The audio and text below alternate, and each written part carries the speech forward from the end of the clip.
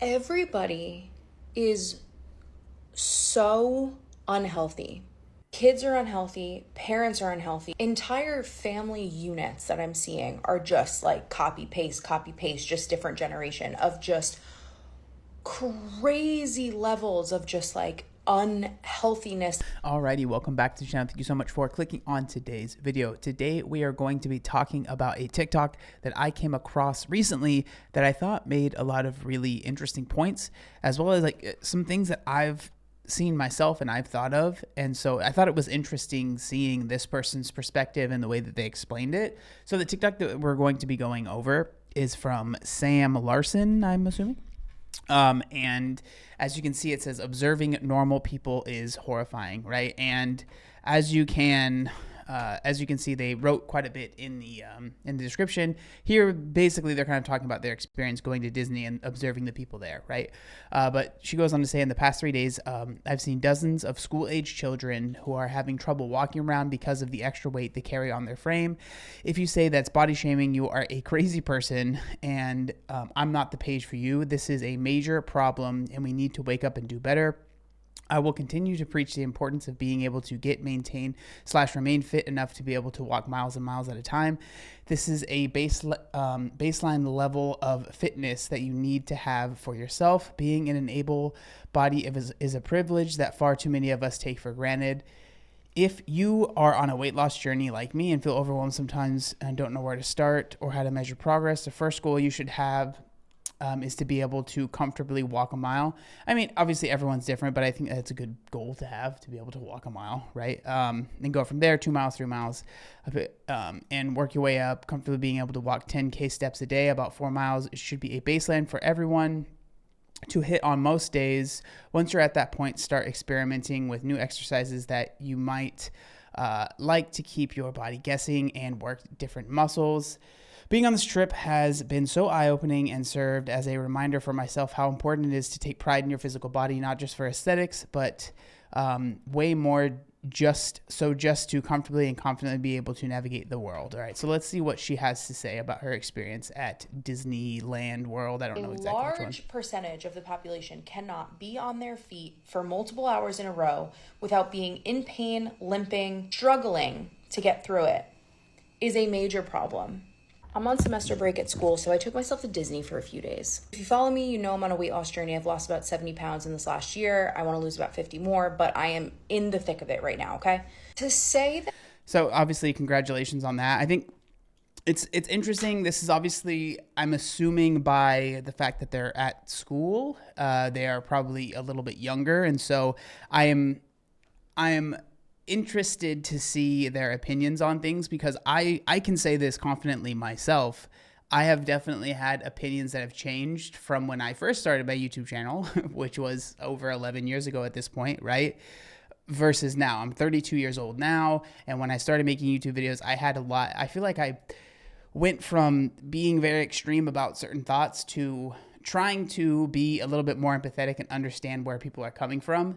That doesn't mean that my ideas and what I believe has changed. That has as well. But like a lot of it is the way that I go about things and how I try to share my message has changed, because I try to do it with a little bit more empathy. But that's besides the point. I'm curious to see what she has to say. And I am disturbed by what I'm seeing just walking around in public. I've been here a few times, but this is the first time I've been here and really just been kind of locked in on this in particular. Everybody is so unhealthy. Kids are unhealthy, parents are unhealthy. Entire family units that I'm seeing are just like copy paste, just different generation of just crazy levels of just like unhealthiness that I think that we're so accustomed to seeing that it's no longer even jarring anymore. But yeah, and that's definitely something that you see a lot. Like usually, and it is sad, but usually if the parents, grandparents are, people that are not active, they're not eating well, those habits end up getting passed on to their children, right? And, I say that as someone that, I struggle with my weight my entire life. I was very, very overweight as a kid, and I just kept getting bigger and bigger and bigger. And I think a big part of that was the lack of knowledge, obviously, that I had, but the lack of knowledge that my mom had as well. And there's conversations to be had about the fact that people, my mom's a boomer, I'm pretty sure, the education for them was very limited in nutrition and health and just in general, right? And that ended up getting put on me as well. I didn't really know anything, and so on and so forth. And so that's why I think it's so important that when we talk about this stuff, while yes, it's important to, like having the veil lifted over your eyes and seeing people for the situations that they're in. And it's one thing to be able to see something and be like, hey, this isn't great, right? That is not the same as pointing at someone and laughing at them and saying, LOL, you're fat, whatever, right? There's two very different things. And I feel like it's important. And it seems that she's trying to come at this empathetically, where you're trying to be like, hey, this is something that's not good. And that isn't all on, the kids. It's not all the kids' fault, right? It's not all the parents' fault. There's levels to this, and like looking at the system and what can we do to help? Because I think that's something that I've always noticed and I've always felt myself is it's very easy to point at something and say, this is wrong, this is bad, you're wrong for this, right? It's a lot harder to be like, what can we actually do to help this? Other than obviously like person by person, you can try and help each person and give them the information. But I think that there's more that can be done. Sorry, I'm kind of rambling, but let's just let her talk. It is fucking jarring. I feel like for the past 30 years of my life, it's almost as if I've been walking around. Okay, so she's 30. So she's not super young. So take away everything I said earlier in about the world that. With one blinder on, because I haven't been completely blind to this all along, but this past 6 months to a year, I have just been like laser focused, locked in on my own health journey. It's making me just laser focused, locked in on the world around me too. And yeah, that's common. Like, there was a lot of stuff that I didn't really notice myself before that I pick up more on, just like when it's something that you're interested in, you start to notice it more on others, right? It is frightening. It's disturbing. And I understand, right? We're at Disney. This is vacation. Of course, hello, I was eating chips before, but everybody is fucking huge. And that didn't happen this week on vacation. And I'm not one to talk. I still have 60 pounds to lose, okay? I'm not this isn't a judgment thing, okay? Pot, kettle, But this has gotten so normal and it's so fucking scary. It's obviously disturbing when you see adults of any age, but especially when they're not that old, when they're young parents limping around because they're on their feet all day. Yeah, it is strange. I was recently on a trip to a river up in New Hampshire / Maine, and it was a trip with a lot of Amanda's sisters, friends, so family friends, but they're all kind of around our age, probably the median age, average age. The age for most people was around 35, right? And it was very interesting. And I mean this respect. I'm not trying to disrespect anyone that was on the trip, but so many people were so physically unable to do things, right? There was times where we were floating down this river and you'd be in this big inner tube thing that you had have to get out of, and you'd hang out on the side of the river. It was kind of looked like a beach, and then you'd get back in the inner tube.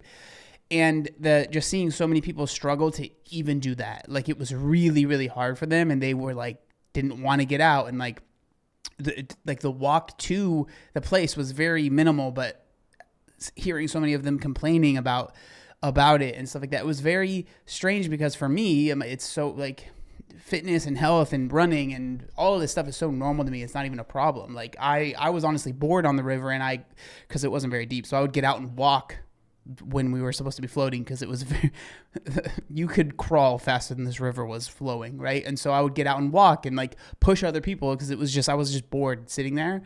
And so it was very interesting seeing the difference in me and Amanda, because Amanda also has lost 130 pounds, right? And these other people that are just kind of sedentary. They don't really work out. They work their jobs, and I'm sure they work very hard jobs and stuff like that, but it's just that's kind of the end of it, right? So I understand, because me and Amanda had conversations when we were there, and it was just so interesting to see, right?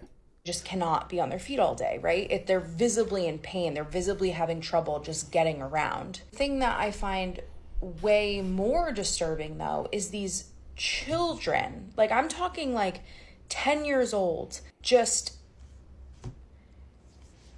having trouble walking. Another thing, what the fuck is up with the Crocs? I have seen, why doesn't anybody have real shoes on? You're on your feet all day long. Why is everybody in Crocs? That's a whole nother issue, and I don't, whatever.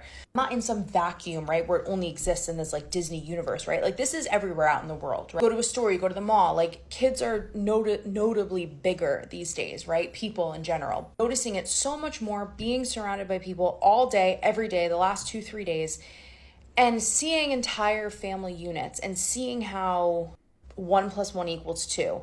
Mom's big, dad's big, kids are big. And it's like, fuck, man. It's Crocs shuffling around the park.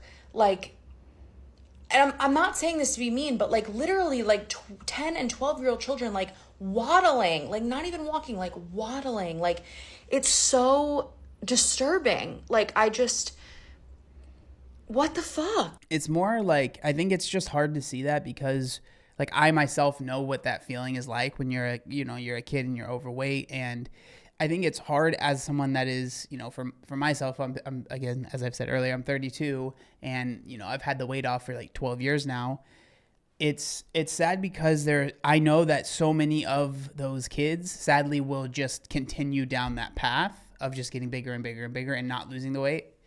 And the quality of life is so low when you are an obese kid that just gets to be bigger and bigger and bigger, right? And I'm not saying that everyone has the same experience, but you just miss out. You miss out on certain things that you should be able to experience. And I don't even think it's just, because society treats bigger people differently. It's just because your body cannot do so many of these things that are like necessary to just be able to do that it should be able to do, right? It's one thing if you are disabled and there's nothing you can do about it, right? Your body just isn't, you're never going to be able to hike up the mountain. You're never going to, right?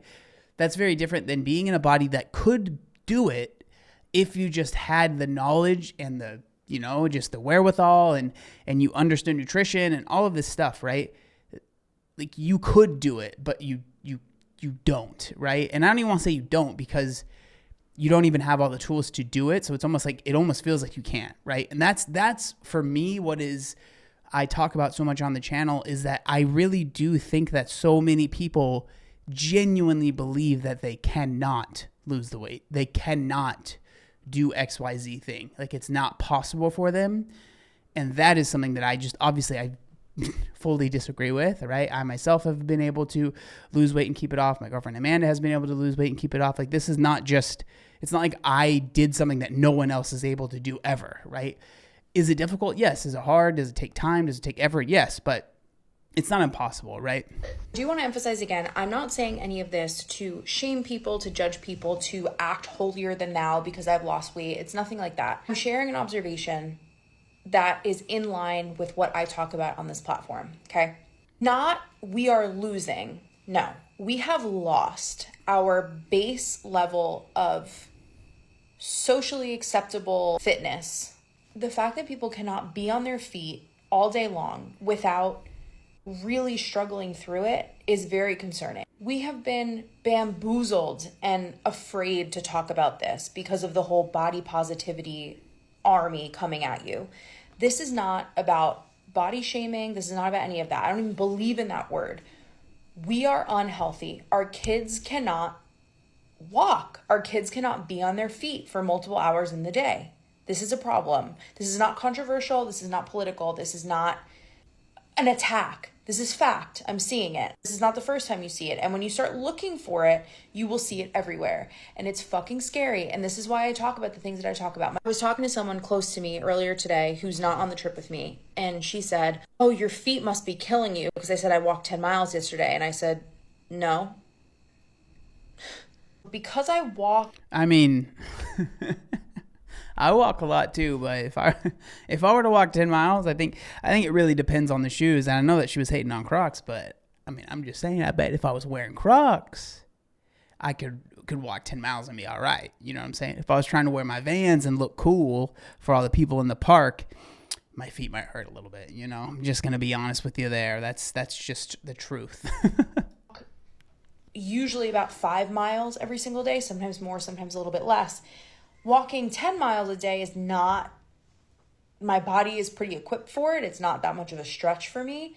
So no, I don't feel like, I'm not completely wiped out at the end of the day. My feet don't hurt at the end of the day. I'm pretty much fine. I'm tired, but I'm fine. That conversation in and of itself was kind of eye-opening, because it's like, she just like could not believe it. She's like, you walked 10 miles the last couple of days. You're not I would be exhausted. And like, this just goes back to everything that I say on this page. It's one of those things that it's just hard to gauge, because like people that aren't active, or maybe they're not doing the same activity as you, it's hard for them to really quantify, right? Because if I, like today, right, I ran a 10K and I do that 2 to 3 times a week. For people that don't run at all, running 6.2 miles is like, oh my God, I would never be able to do that, right? But for me, it's not that it's like super easy and I'm breezing through it, but it's not that difficult. And it's not like the next day I'm like, I can't walk because I ran a 10K. But, it's just everyone's level is different. So, I get where she's coming from this, but it's so important to keep your body healthy, nourished, ready to go. Although we don't live in a world that requires us to run from predators or be on our feet all day, every day, that is a basic physiological purpose or role that we have. And that's a baseline of something that we should be able to do. And the fact that a huge majority of the population cannot do that, it's a major problem. And I don't know. I didn't have anyone to talk about it with, so here I am talking to you about it. And it's fucking scary. And it's so important to be healthy and for your kids to be healthy. And yeah. Yeah, and I mean, I agree with a lot of what she said, and like, the comments are interesting, right? So that yes, other countries are not like this, and then this comment, which is pretty highly liked, which I thought was interesting. I'm a dietitian. The problem is that most families need to work multiple jobs just to get by. No time to cook, exercise, sleep. It's not simply because people are choosing to be unhealthy. It's a systemic problem. I agree with this to an extent. But it's one of those things that while we can talk about the system, I think it's important to not just say like a lot of times when I read comments like this, it almost feels like it's like, well, there's nothing we can do right now because it's a systemic issue. And so you can't, it's like, while that's true, I think that we should focus on what can we do, each person, and how can we help? Like, that's really the most important thing. How can we help people that are in this position, right? And I don't know, I just thought that this TikTok was interesting. The conversation around it is interesting.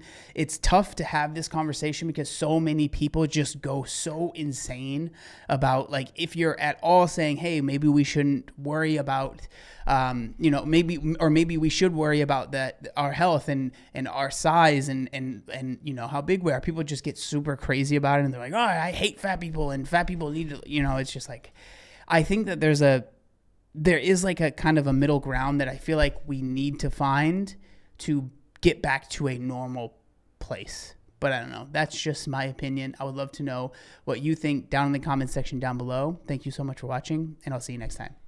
Peace.